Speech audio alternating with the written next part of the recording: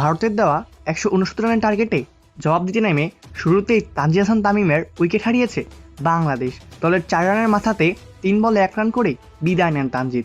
এরপর ক্রিজে টিকে থাকা ওপেনার সাইফ হাসান এবং তিনে নামা পারভেজ হোসেন ইমনের ব্যাটে চড়ে এগিয়েছে বাংলাদেশের ইনিংস। দারুণ সাবলীল ব্যাটিংয়ে এগিয়েছেন সাইফ হাসান, সুযোগ বুঝে বাউন্ডারি বের করেছেন ইমনও। অত আগ্রাসী না হলেও বুদ্ধিদীপ্ত ব্যাটিংয়ে রান বের করেছেন ইমন সাইফ। পাওয়ার প্লের ৬ ওভারে ১ উইকেট হারিয়ে ৪৪ রান তোলে বাংলাদেশ। পাওয়ার প্লে শেষেই বিদায় নেন ইমন। ১৯ বলে ২১ রানের ইনিংস খেলে ৭ করে ফিরে যান তিনি।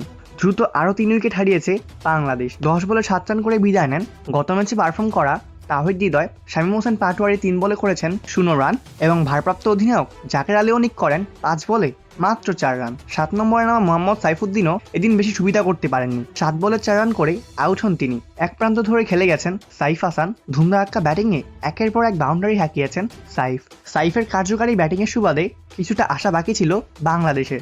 সেই আশাও শেষ হয়ে গেছে দলের ১১৬ রানের মাথাতে।